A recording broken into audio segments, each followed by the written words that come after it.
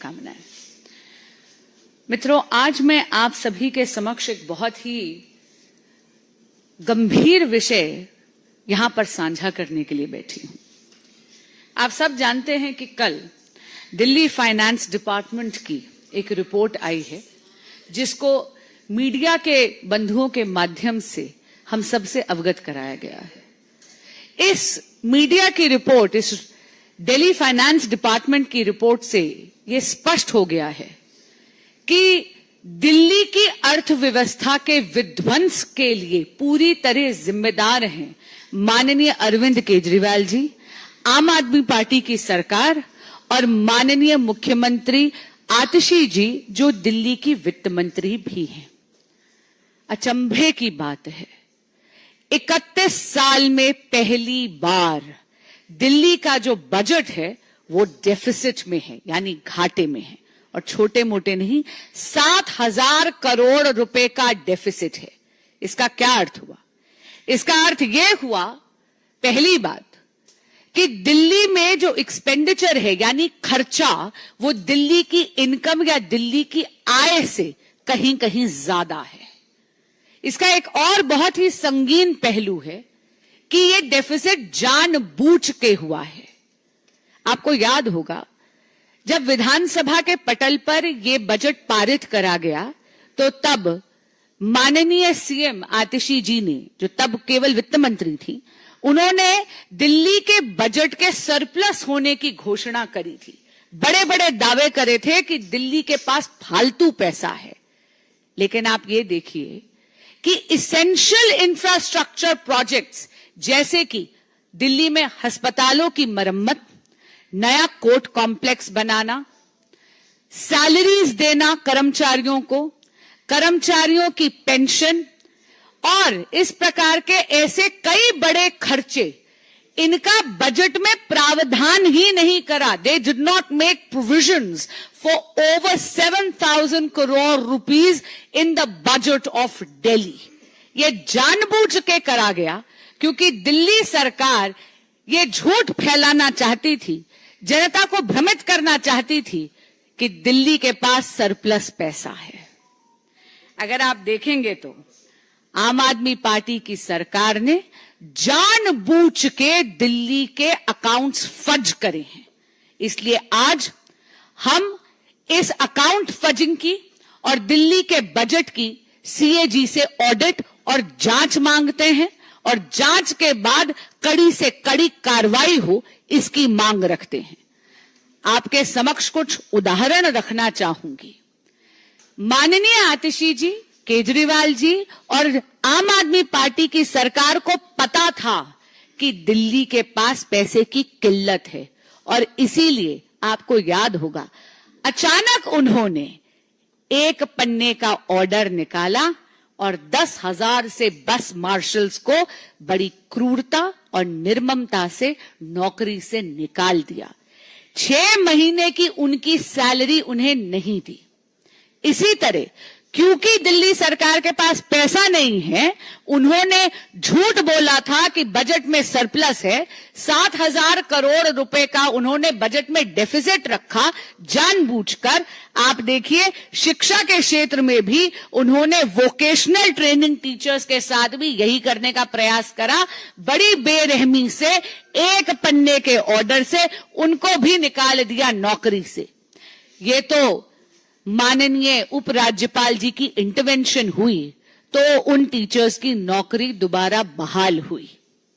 इसी के साथ आपको याद होगा, honourable supreme court of India ने जब आरआरटीएस के प्रोजेक्ट का केस चल रहा था तो अल्टीमेटम दिया उन्होंने केजरीवाल सरकार को कि आप इसेंशियल सर्विसेज या जो इसेंशियल इंफ्रास्ट्रक्चर्स हैं उसके लिए आम आदमी पार्टी की सरकार पैसा नहीं दे रही, और देगी भी कहां, क्योंकि आम आदमी पार्टी की सरकार ने दिल्ली के बजट में प्रावधान ही नहीं रखा, जैसा इस रिपोर्ट से स्पष्ट हो रहा है।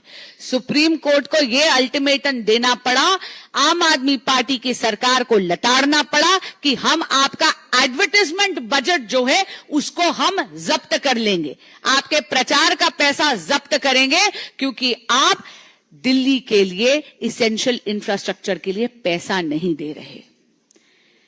अब हाल ही में जब मॉनसून आया था तो आप सबको याद है दिल्ली की क्या बदहाली हुई थी।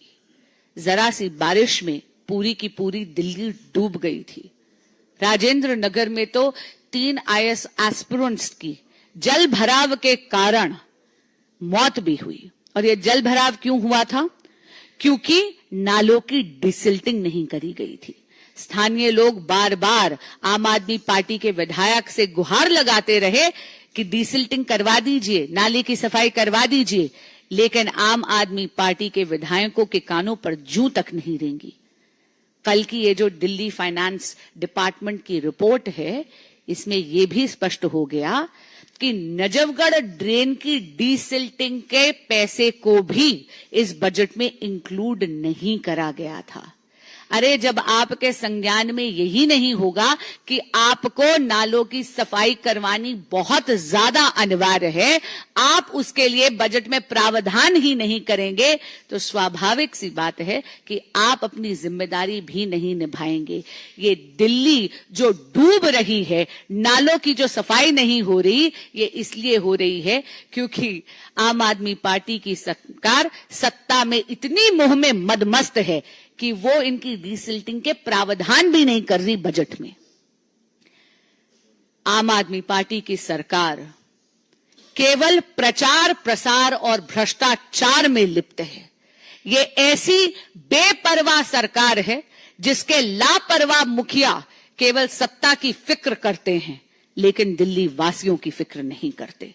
और इसीलिए 31 साल में पहली बार एक नई उपलब्धि केजरीवाल सरकार ने अपने खिलाफ दर्ज जरूर करवाई है कि पहली बार दिल्ली का बजट 7,000 करोड़ रुपए के डेफिसिट में है।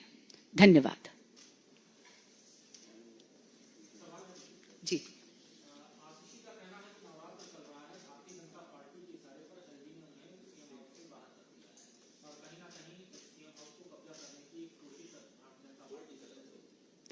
कोई भी सरकारी बंगला किसी व्यक्ति विशेष की व्यक्तिगत प्रॉपर्टी नहीं होता। वो सरकार की प्रॉपर्टी होती है। उसको विकेट करने के लिए, उसके आवंटन के लिए, उसको ऑक्यूपाई करने के लिए एक पूरा प्रोसीजर होता है। प्रोसीजर अगर फॉलो नहीं करा जाता है तो स्वाभाविक सी बात है कि वहां पर कार्रवाई की आवश्यकता होती है। फिर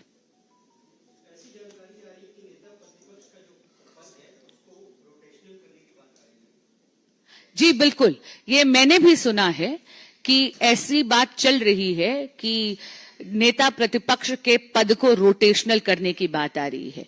पर विनम्रता से कहूंगी कि यह विपक्ष का अंदरूनी मामला है।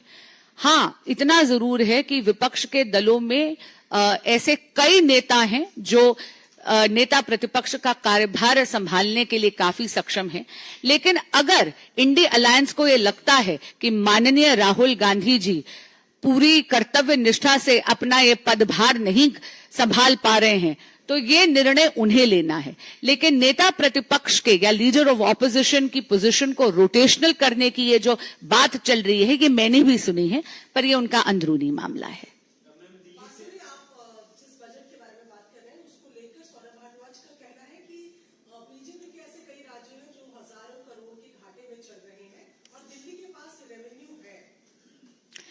दिल्ली के पास कतई रेवेन्यू नहीं है। और मैं एक बात आपको यहां पे जरूर स्पष्ट करना चाहूंगी, ये जितने भी प्रोजेक्ट्स थे ये ऑनगोइंग प्रोजेक्ट्स थे।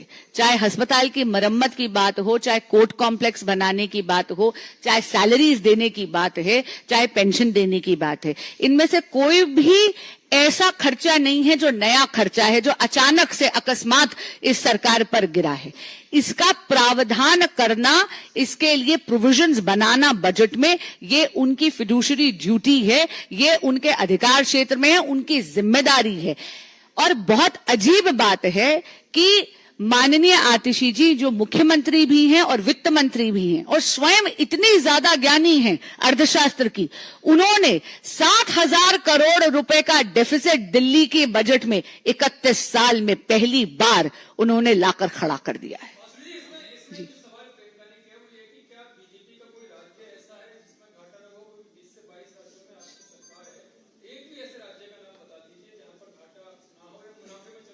ऐसा कोई भी भाजपा रूल्ड स्टेट नहीं है जहां पर इसेंशियल सर्विसेज पर असर पड़ रहा है।